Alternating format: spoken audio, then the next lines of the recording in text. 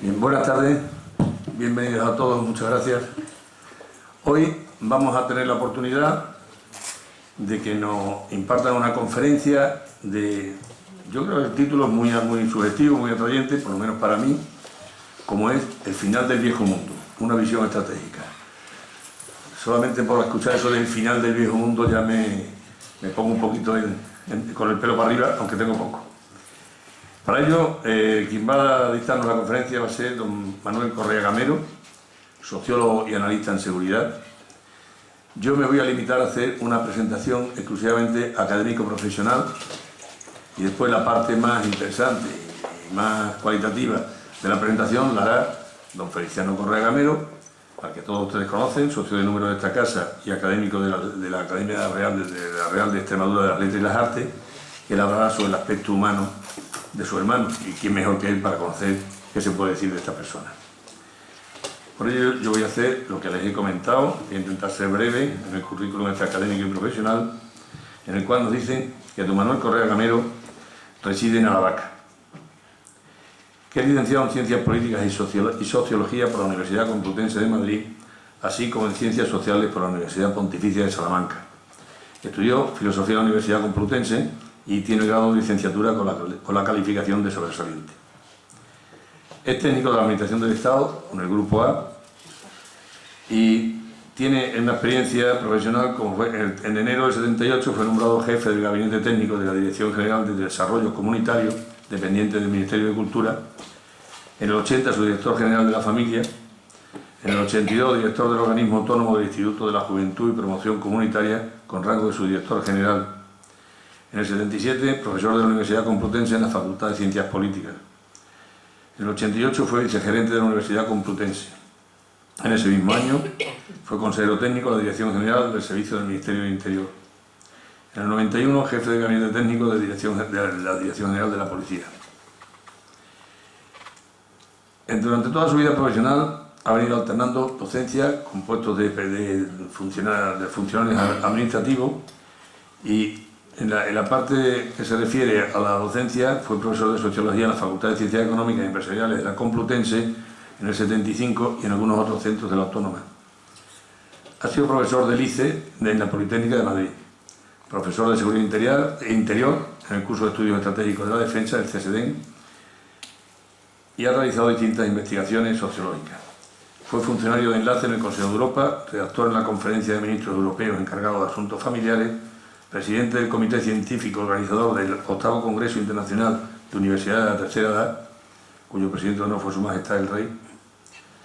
Ha sido director en diferentes cursos dependientes de la Comisión Europea en los programas OSIN y Odysseus. En el 84 fue miembro del Consejo y del Buró de la Fundación Búlgara Ludmila Yukova hasta la caída del muro. Fue presidente de la Fundación Española Santo Cirilo y Metodio, miembro del Consejo de Patronos de la Fundación Internacional de Bulgaria, presidente de la Fundación del Hombre, creador de la Fundación Policía Española y director general de la misma. Trabajó también en la inteligencia policial en el Departamento de Policía de Nueva York y ha sido miembro de la Comisión Española de la UNESCO. Director de cursos de verano en distintas universidades y ha publicado bastante tanto en periódicos, en revistas y libros.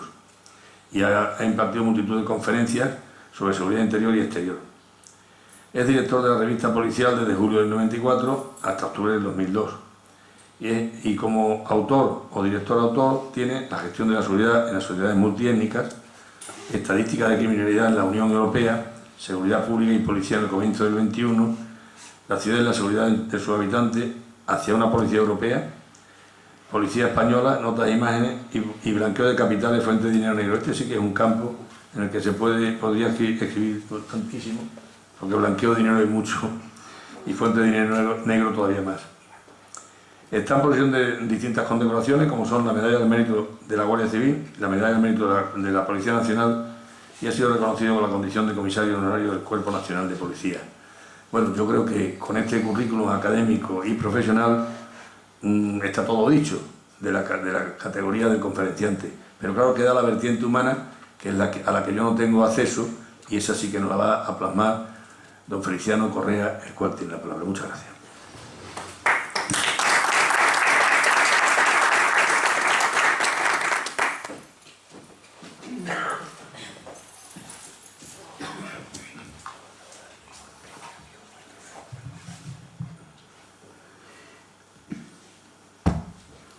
Muy buenas tardes y muchas gracias en nombre de esta Real Sociedad a la que pertenecemos, también en nombre del conferenciante, en el mío, porque hay un cartel de actividades hoy en Badajoz múltiples y sin embargo estáis aquí, estáis aquí, amigos, conocidos y alguna persona que tiene interés por el tema.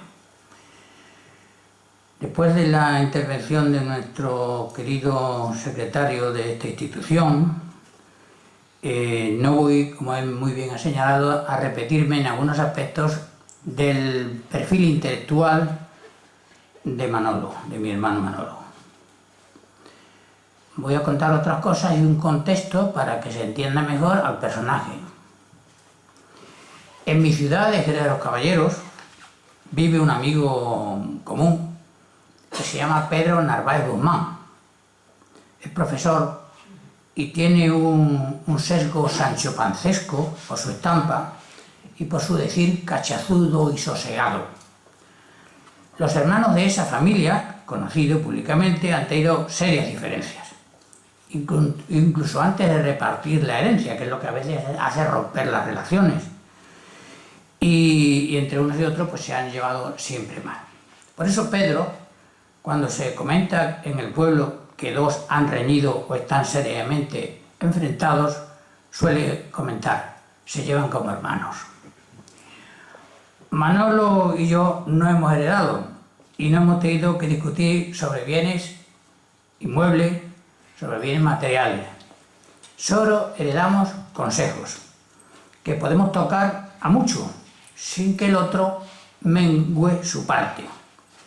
Y recibimos el consejo de nuestra madre, que nos repetía esa frase manida, pero que entonces no sabíamos que era una frase gastada. Tenéis que ser hombres de provecho para el día de mañana, nos decía. Y eso hemos hecho. Así que voy a remitirme en este papel a descubrir, para completar lo dicho antes por don Carlos Fajardo, algunos ribetes entre lo emocional y lo personal para que este selecto auditorio pueda hacer la mejor interpretación de este extremeño que hoy visita nuestra casa. Manolo es de esos personajes de la tierra que ha mostrado desde muy joven el afán de superación. Criado en la otra acera, por donde no circulaba la opulencia ni el confort, ha sido, valga la expresión, mi primer hijo primogénito, por ser yo el mayor, y siempre ha respondido a ese pundonor de quien, nacido en la dificultad, quería ascender a la universidad como medio de redención, considerando que era difícil para quienes no tenían los recursos necesarios. Así que él, como otros, hubimos de usar de la inteligencia, la habilidad y tomar de la sociedad lo poco que se nos brindaba. Aquellas becas del Pío a las que había que rendir cuentas anualmente con una nota media de notable, llevar en nuestros desplazamientos maletas sin ruedas, no sabía inventar las ruedas para las maletas, hay que ver, trenes de tercera con carbonilla, con estampa en los repletos departamentos, donde siempre había un cura o una monja, soldados, y con tal compañía nos íbamos alejando de esta tierra nuestra, de aquel pueblo nuestro, un pueblo como otros, entonces gobernado casi siempre por caciques, no muchos, pero sí muy pudientes, que confesados por el arcipreste hacían que la iglesia mandara más que el ayuntamiento, de tal modo que el confesor del alcalde siempre tenía una carta en la manga si al alcalde se le demandaba. Así que vimos cómo esos cacicones lo mismo metían trozos de calle en sus casas, y no hablo de imaginario, sino de realidades comprobables, que ponían a un hijo del beato, del mandalotodo, como persona interpuesta para poder acudir a subastas cuando algún rico del pueblo había dejado al fallecer unos bienes y querían comprar el cielo con aquella donación. Por estas y otras cosas, y por las cosas de comer, había que huir de aquella sociedad cutre, habitada por vecinos sencillos que eran usados por una casta y no se ha extinguido hasta nuestros días, y que en algunos lugares ha sido encarnada por políticos sin escrúpulos. Carretera y manta, se dijo Manolo, y eso hace que el conferenciante se vaya a buscar la vida cuando para hablar con casa había que saber que poner una conferencia tenía una respuesta de tiene varias horas de demora. En nuestra tierra nos hemos dedicado mucho a escribir sobre asuntos de fusilamientos y ajustes de cuenta en cunetas o plazas de toros o cárceles quemadas, pero hay una historia vecinal que solo con cierta propiedad se ha dibujado en las novelas, un sentir urbano de posguerra, todavía demasiado inédito del jarrapellejismo y del abrazo local entre el trono y el altar, es decir, entre aquellos arciprestes poco caritativos y las fuerzas vivas. De tal modo que embebidos en el enfrentamiento cainita de franquistas y antifranquistas, se ha puesto la lupa en la sencillez de una Extremadura, no se ha puesto la lupa en la sencillez de una Extremadura que estuvo anclada en el anteayer, no en el ayer, de donde hemos salido muy a duras penas y todavía no del todo. Manolo veía en aquel entonces cómo los sacristanes llevaban gambas al oficiante tras la misa solemne de 12, con las monedas y algunos billetes de papel que obtenían de la colecta. Así que para salir de ese mundo de vida enclenque y de medio luto, solo quedaba la posibilidad en Extremadura de hacerse cura o de estudiar magisterio si los padres tenían capacidad para pagar la pensión en la capital. O obtener una beca de aquel Frente de Juventudes, una creación juvenil gracias a los que no pocos conocimos el mar, los pinos piñoneros, los camaleones, los alacranes, las primeras niñas suecas con bañadores escasos de tela. Así el conferenciante pasó de los anafres de carbón y de ver cómo el basurero recogía de las calles serones con pocos desperdicios, porque entonces casi nada se tiraba. De ahí pasó al libro como salvavidas en un mar de dificultades. Los periódicos no se tiraban entonces porque servían eso, para forrar los libros. Los cartones valían para encender y soplar el fuego y a veces para colocarlos como rodilleras porque no se había inventado la fregona y las mozas habían de arrellanarse en el suelo para ese menester. Y era al verla fregar cuando supimos los niños qué significaban la palabra corvas. Para amilanar nuestras conciencias en aquella España del nacionalcatolicismo, los religiosos, los frailes o clero secular nos asaeteaban con preguntas sobre intimidades, como si a Dios le interesara ese idilio de confesionario arrebatado de malsana curiosidad y preñado de un celibato a veces forzoso y escaso de virtud por parte de ciertos confesores, sin que por ellos neguemos la virtud de otros muchos religiosos. De tal modo que cuando nos hicimos mayores y empezamos a saber qué era la libertad y el sentido crítico, entendimos hasta a Lutero, que sostenía que la relación directa con Dios y el recto proceder en conciencia era el verdadero camino de perfección y de salvación. Por eso dejamos a un lado ese pelar la pava del confesionario donde el cura nos alertaba diciendo «cuidado con la concupiscencia», creyendo yo en mi ignorancia que aquello sería malísimo y que parecía, por el sonido fonético, que no se debía escupir en la calle. Al salir de las tabernas, los hombres entonces escupían y yo me acordaba del padre Tobías, que siempre estaba con esa cantinela y consideraba en mi ingenuidad que esos borrachos se condenarían sin remedio. Pero desenmascarado aquel desvarío místico y una vez alejados del pueblo, Manolo y otros jóvenes extremeños nos dedicamos a amar la vida, la naturaleza, las mujeres con sus encantos sin pensar ya en aquellas asechanzas del demonio con cuyo infierno en llamas se nos amenazaba siempre.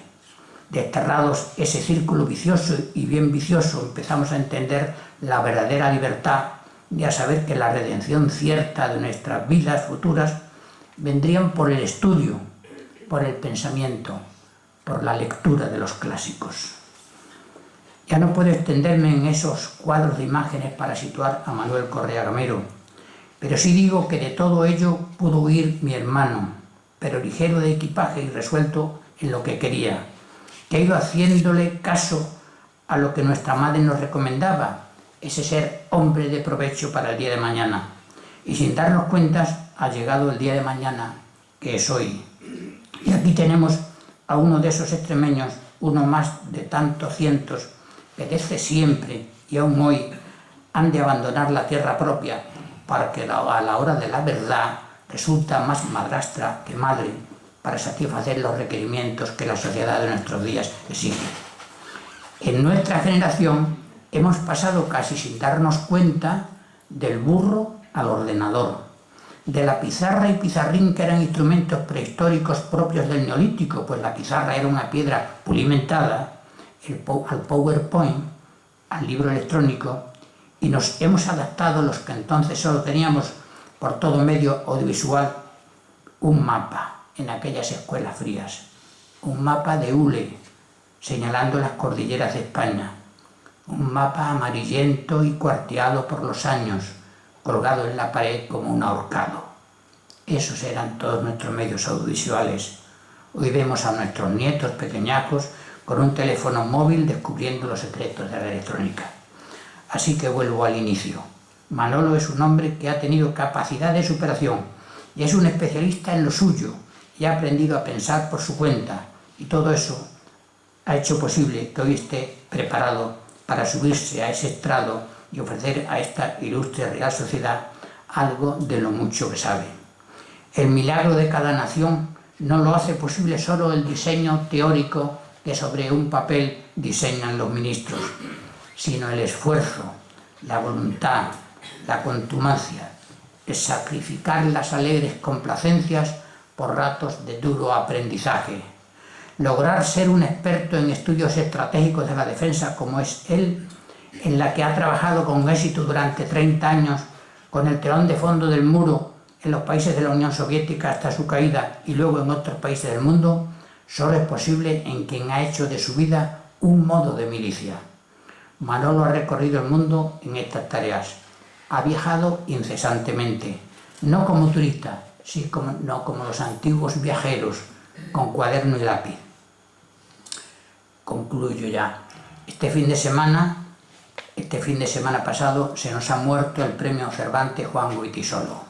Otro viajero, un escritor contracorriente, crítico y austero, y entre otras cosas deja escrito: toda mi vida ha sido un intenso viaje, tanto en el plano físico como en el cultural y moral, y ese tránsito incesante ha enriquecido mi existencia. Manolo ha viajado y se ha enriquecido en sus quehaceres, y parte de ese acopio de riqueza es lo que viene hoy a regalarnos aquí en esta tarde de primavera. Muchas gracias.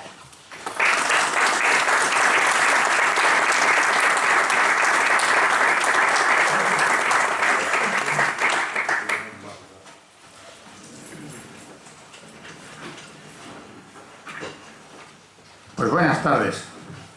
Yo, como me conozco el protocolo, pues tomo la palabra. El título que tienen ustedes ahí es un título que efectivamente es inquietante. En principio es un título inquietante, pero no hay para tanto. No es la primera vez en la larga historia de todos que nos vemos abocados a un cambio de carácter tan trascendental que de nuevo le damos la vuelta a este pequeño planeta en el que todos estamos instalados. De lo que vamos a hablar es de lo que está pasando hoy, de lo que está pasando en nuestros días. Y yo voy a intentar reflexionar aquí junto a ustedes en la esperanza de que al final tengamos una charla y podamos intercambiar pareceres y yo escuchar las sugerencias que ustedes quieran hacer y en lo posible, si sé, darles alguna respuesta. Lo que intentaré hacer en primer lugar es decirle qué ha pasado en el mundo de las ideas para que estemos aquí y estemos en una ocasión que todo el mundo está dispuesto a aceptar como unas circunstancias críticas. Vivimos una sociedad en crisis. Parece que esto ya es un lugar común, Esta sociedad en crisis no lo es solo porque hayan ocurrido determinados acontecimientos coyunturales que podían haber ocurrido en otro momento o podían haber ocurrido lateralmente. No, lo es porque hay un cúmulo de acontecimientos enormes. Y en primer lugar, lo que ocurre o lo que intento entender es por qué han cambiado tan radicalmente en todo el planeta. Si nos centramos en el mundo más cercano nuestro, siempre nos hemos regido por los saberes y por los conocimientos que dimanaban de nuestro propio entorno, es decir, de los griegos, de los romanos, de los egipcios, lo que estaba en nuestro propio entorno. Ahí empezó a hablarse del mundo de las ideas. Voy a intentar resumir esta primera parte, que quizás es un poco más oscura, para ver cómo las ideas configuran la sociedad. Y esta sociedad en la que nosotros nos encontramos no es sino la consecuencia de que hay un gran número de gente que está pensando una serie de cosas. Y lo están pensando de la misma manera, más o menos. Allá por los años 30, el año 34, un filósofo y sociólogo español llamado don José Ortega y Gasset publicó un libro que se llamaba Ideas y Creencias. Este libro fue un libro revolucionario, porque en los años en que se publicó estaban ocurriendo bastantes cosas en el mundo. Por primera vez había una gran influencia de lo que estaba ocurriendo al otro lado del mundo, es decir, en los Estados Unidos del norte de América, con lo que ya empezaba a ocurrir en Europa. En los Estados Unidos del norte de América había habido una crisis enorme, una crisis muy profunda, que por primera vez había puesto en tela de juicio el sistema económico mundial, el sistema económico liberal. Esa influencia llegó a Europa en estos años en que estamos iniciando la tercera revolución industrial. La primera revolución industrial había nacido en Inglaterra, la segunda revolución industrial con una carga política importante había nacido en Francia, y esta se estaba extendiendo, la tercera revolución industrial, en todo el panorama europeo. Y movilizaba mucho a la población. Había mucha gente en la calle, había grandes altercados, y eso Ortega lo llamó, no en este libro, sino en el otro, la rebelión de las masas. Es decir, las masas se habían desbocado, porque ya no creían en las mismas ideas que se le habían impartido tradicionalmente. Ya no creían tanto en el liberalismo, ya no creían tanto en la religión, ya no creían tanto en el orden ancestral, ni estaban dispuestos a aceptar una determinada estratificación social. Estas ideas, dice Ortega, son de dos clases. Las ideas creencias, es decir, ese tipo de ideas en las que nosotros estamos convencidos de que son ciertas, ideas creencias, ideas en las que creemos, y otras ideas que son más frágiles y que surgen mientras estamos pensando en las ideas creencias, que son las ideas ocurrencias. En las ideas creencias se está en la convicción de que las cosas son así. Yo creo en esto, y por las creencias se da la vida. Hace pocas semanas los coptos en Egipto han sido masacrados, y eso ha ocurrido porque no quisieron renunciar de lo que ellos creían. Es decir, por la creencia, por creer en determinado panorama de cosas, se da la vida. Las ocurrencias no tanto. Las ocurrencias están en mitad del camino. Cuando Galileo cree que ha de poner en tela de juicio las creencias en las que se basaba la configuración del orden cósmico, dijo: no creo que la Tierra esté en el centro del sistema solar. Creo que lo que ocurre es que el Sol es el que está en el centro del sistema solar y los satélites y los planetas dan vueltas a su alrededor. Por esta creencia, por esta ocurrencia de Galileo sobre el sistema de creencias consagrado tradicionalmente y avalado por la Iglesia, estuvo a punto de costarle la vida, como ustedes recordarán. Bien, cuando las ocurrencias surgen y se aceptan, cambia el panorama de la sociedad, cambia la configuración de la sociedad. De tal manera que cuando estamos todos los ciudadanos pensando las mismas cosas, estamos en una sociedad basada en las creencias. Y a eso se le llama, la llamó Ortega, una sociedad orgánica. Una sociedad orgánica donde todo el mundo está más o menos tranquilo, donde el orden social es sosegado y donde hay expectativas de seguir tranquilamente con los quehaceres cotidianos. Cuando las creencias entran en quiebra y en lo que nos apoyamos son en las ocurrencias, lo que ocurre es que entra la sociedad en crisis. Y por lo tanto, hay inestabilidad, hay configuración de cosas nuevas y por lo tanto hay una cierta inseguridad. Esto es lo que viene ocurriendo desde hace muchos siglos en toda la historia. ¿Qué ha ocurrido ahora? Lo que ahora ha ocurrido es que el ciclo de ideas-creencias sustituidas por ideas-ocurrencias que se constituyen de nuevo en ideas-creencias y que de nuevo son ideas-ocurrencias, eso se ha acelerado. Mientras que antes las sociedades orgánicas duraban mucho y las sociedades críticas duraban muy poco, lo que ocurre ahora es que prácticamente todo está puesto en tela de juicio. Es decir, no hay creencias, no hay sociedad orgánica. Lo que hay es una renovación constante de las ideas-ocurrencias. Y como esas ideas-ocurrencias son muy frágiles y se renuevan permanentemente, es muy difícil creer en ellas y sobre ellas levantar el orden social, levantar las convicciones, levantar la estratificación de la sociedad, levantar un orden económico, levantar un estatuto, una constitución, levantar un reglamento. Y en eso es en lo que estamos, en una sociedad crítica que ha venido por ahí. Recientemente otro sociólogo y filósofo polaco, que está un poco de moda, que ustedes recordarán, ha puesto también en tela de juicio lo que está ocurriendo en la sociedad actual. Y siguiendo, yo creo, un poco a Ortega, este profesor Bauman, que ha muerto en enero de este año, habla de la sociedad líquida. Una sociedad donde los acontecimientos de esta sociedad se nos van por entre los dedos, se nos escurre, nada es aprehensible, todo se nos escapa. Y con esa fuga de nuestro conocimiento y nuestro entendimiento de lo que tenemos alrededor, es muy difícil edificar cuestiones que puedan ser duraderas. Así que esa sociedad cambiante, líquida, que dice Bauman, es una sociedad donde todo cambia de manera rápida, permanentemente. Y con esos cambios, como digo, es muy difícil levantar ninguna construcción. Se cambia de casa, se cambia de empleo, se cambia de ciudad donde se reside, se cambia de amores, se cambia de pareja, a veces se cambia de amores sin cambiar de pareja, etcétera, etcétera. Bien, estamos continuamente cambiando. Esa sociedad líquida lo que produce es una inseguridad constante. Y en eso estamos instalados, en esa inseguridad. En esa inseguridad, la gente busca dónde apoyarse, con quién aliarse, para encontrar apoyo. Para algunos, esto es lo que está ocurriendo en esta nueva sociedad donde las masas no encuentran acomodo, en esta nueva rebelión de las masas.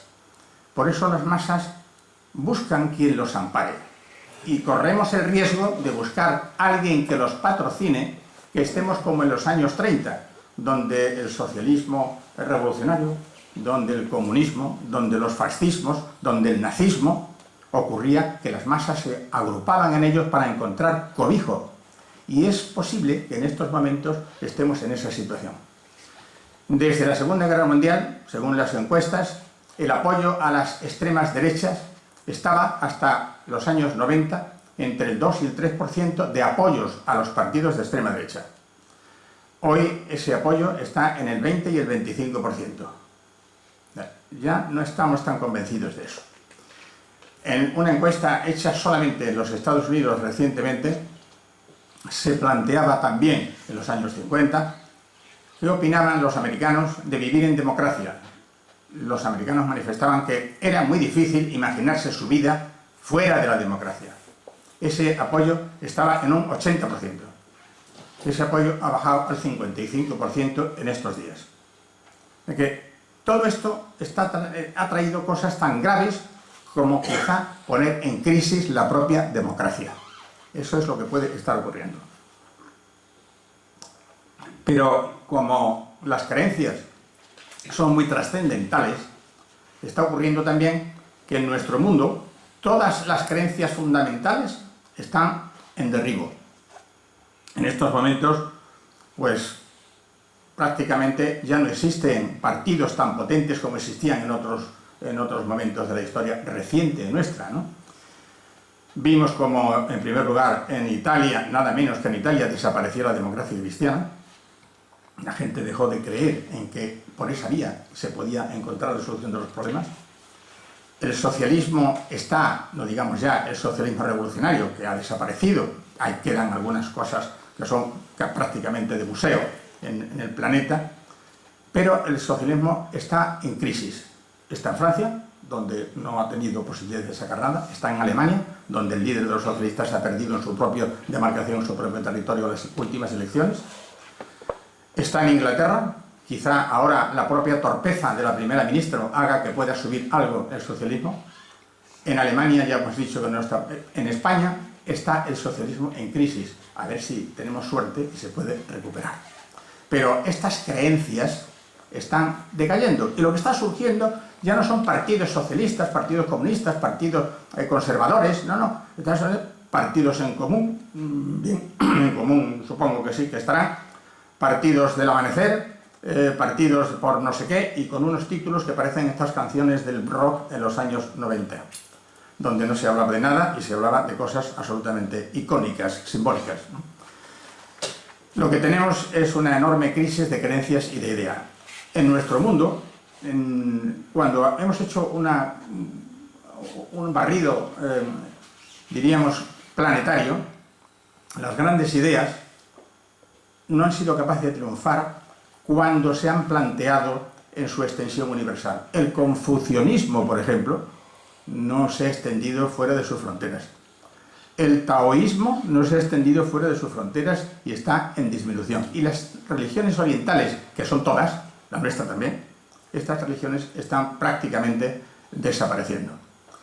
¿Ha durado algo más? Está durando algo más la religión cristiana, que ha tenido solo dos crisis en su historia. Una que fue en el año 1000, con la separación de la Iglesia oriental de la Iglesia occidental, y la Iglesia del siglo XVI, con el protestantismo y el cisma. Esto es lo que pervive hoy día, con más probabilidad de dar solución a los problemas contemporáneos en el protestantismo que en el catolicismo. ¿Por qué? Pues porque encuentra mejor relación con lo que es el progreso de la vida económica y la solución de los problemas reales de los ciudadanos. Si no fuera por el giro que está tomando ahora la propia religión católica. Pero no nos paremos en esto. Lo que quiero decir es que las grandes creencias están todas ellas en crisis. Estamos ahora con otras creencias y otros complementos en nuestra vida. Por ejemplo, vivimos una vida en las pantallas de los televisores. Vivimos una vida de imágenes. Vivimos una vida en los iconos. Y eso trasciende en todas las manifestaciones. Vivimos en los eslóganes. Cuando hoy escuchamos un programa de televisión, lo que escuchamos son voces, alaridos, y no hay reflexión. Algunos de ustedes recordarán un programa que había en televisión que se llamaba La Clave, donde había gente de distinta orientación económica, cultural, filosófica, etc., que hablaban y se les entendía. Hoy no se entiende a nadie de lo que se habla en televisión, porque lo que se dice son clichés. ¿Por qué no se habla de ideas? Porque las ideas nos han traído mucha inseguridad en este panorama en el que estamos. Tanto es así que lo que vale es la publicidad, lo que vale es el eslogan, lo que vale es el afiche, lo que vale es lo que se ve por la pantalla. Vivimos una vida en la pantalla.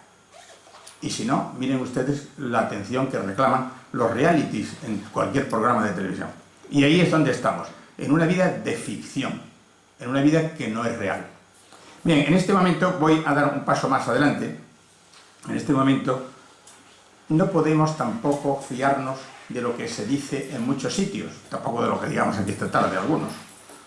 Pero se habla de una nueva situación, que es la situación que están llamando la posverdad. Bueno, puede que efectivamente estemos entrando en una crisis, no ya de creencias, que esa ya la dábamos por descontada, sino una crisis frente a lo que escuchamos, a lo que leemos y a lo que entendemos. Ha habido 3 periódicos, The Economist, The Guardian y The New York Times, que han empezado a hablar de la honestidad pública como algo que está en crisis y tiende a desaparecer. La honestidad pública tiende a desaparecer. Y a este fenómeno les han llamado la posverdad. Bueno, dice quienes están teorizando por algo tan reciente como es este término de la posverdad, donde algunos no creen que esto exista, pero en fin, Es verdad que no existe, y se ve en algunos casos que la honestidad pública está desapareciendo, que decaen las opiniones de los expertos, porque no se les cree a los expertos, que decaen las opiniones de los políticos, que decaen las opiniones de los profesores, que decaen las orientaciones de los sacerdotes, que todo lo que se nos dice se pone en tela de juicio. Prejuicios de todo tipo, prejuicios inducidos por los políticos, por las agencias de opinión, por los medios de comunicación, por los ciudadanos que entran en Internet a consultar sus vidas y sus intereses. Ya no hay una verdad, sino que hay muchas verdades. Ya la verdad no se pelea con la mentira, la verdad se pelea con otras verdades. Con lo cual, de nuevo, abundamos en la confusión. Hay una verdad jurídica, hay una verdad moral, hay una verdad teológica, una verdad médica, una verdad científica, etcétera, etcétera, etcétera. Y se dice, bueno, pero la verdad científica está sujeta a leyes, por lo tanto, no hay duda. Es así, es estocástica, que dicen los estadísticos. Pues tampoco es cierto. Karl Popper, un filósofo de la ciencia, discutía con sus colegas sobre la certeza de la verdad científica. Dice, mire usted, la manzana cae siempre que se desprende del árbol y cae hacia abajo, porque hay una ley que es la de la gravedad.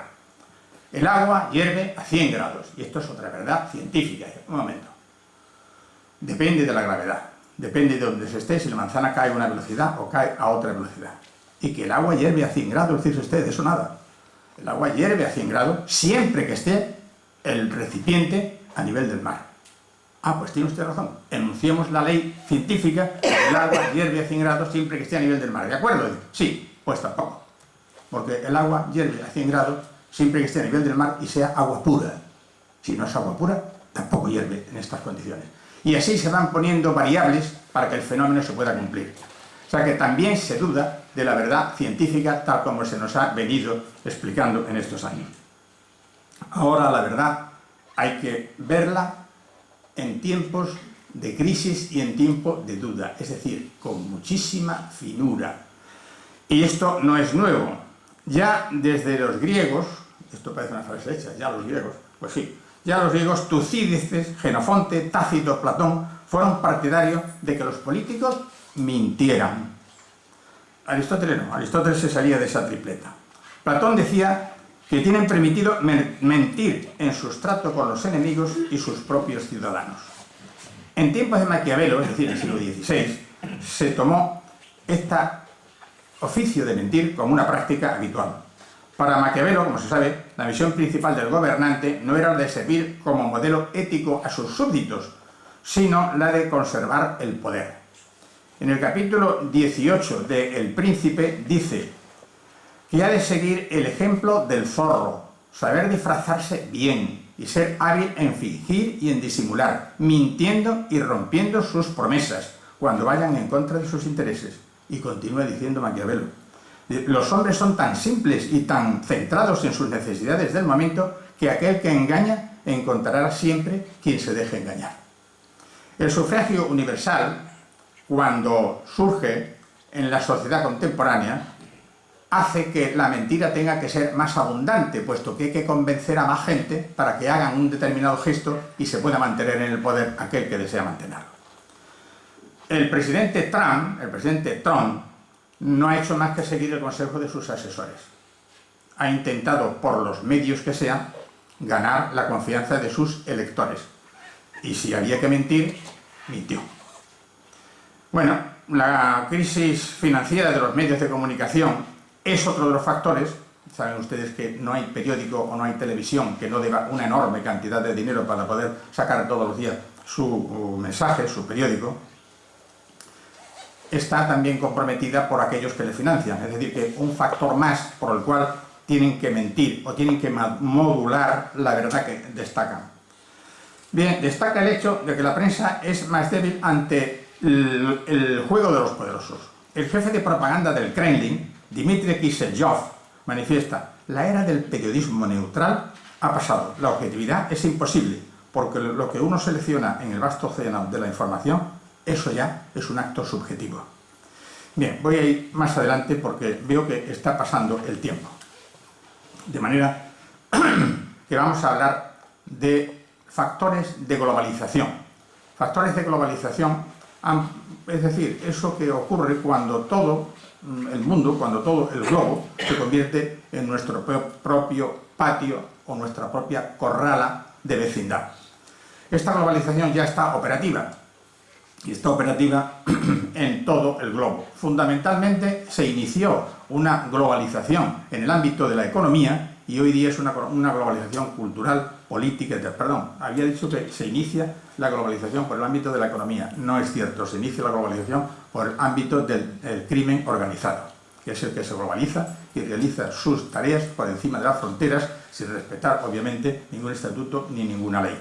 Por ejemplo, desde hace muchos años, todos los residuos urbanos son residuos que se recogen por parte de una de las ramas de la mafia más poderosa, que es la 'Ndrangheta, y se procesan en Alemania, en fábricas de la mafia que están en Alemania. Esto es un gran negocio europeo del que se habla muy poco. Lo que viene a prevalecer en este mundo globalizado es el ámbito de la economía, que es donde las cosas siguen siendo bastante ciertas, es decir, el dinero sigue siendo algo, un dato fijo, y si no lo es el dinero, lo es el oro.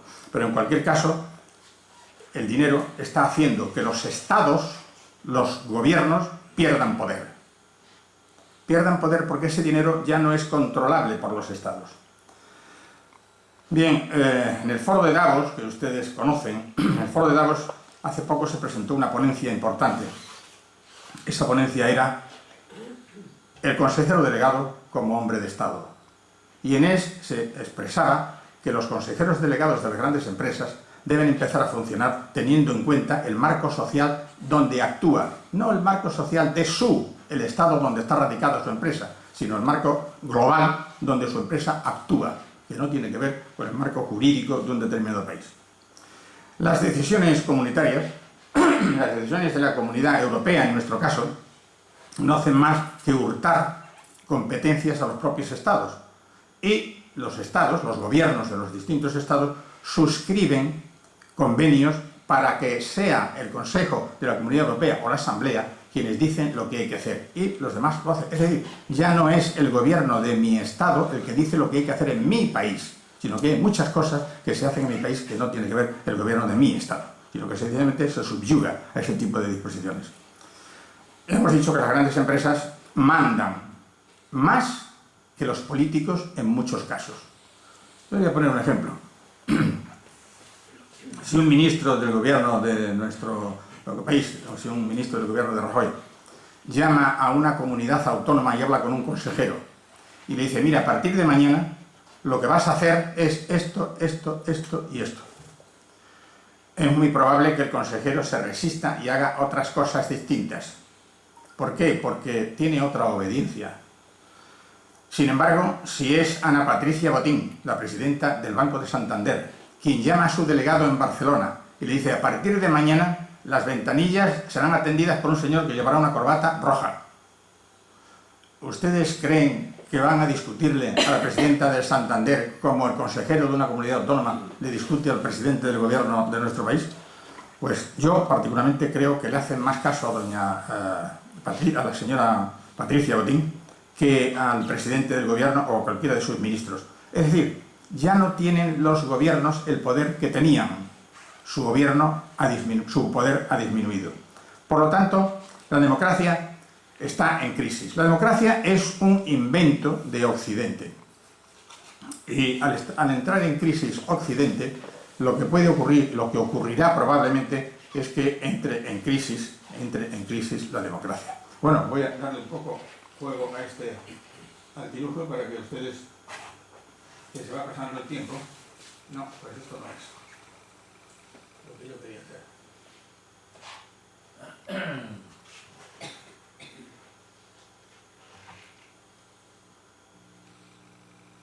Bien, estos son los rasgos del mundo contemporáneo que yo he venido ahora contándoles un poco algo atrás, no sé por qué razón, y esto lo hemos enchufado de reto.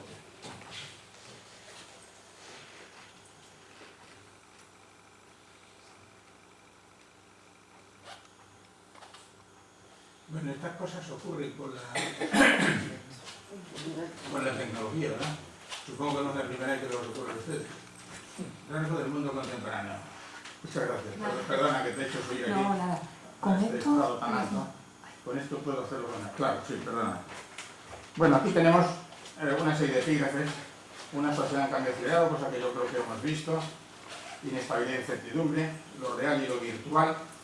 Y primero voy a hablar del último punto que hay aquí, el control sistemático, menos albedrío, más dependencia, que es otro de los rasgos de esta sociedad en la que nos hemos ocupado, la que nos hemos montado nosotros, ¿verdad? La que nos hemos montado ahora.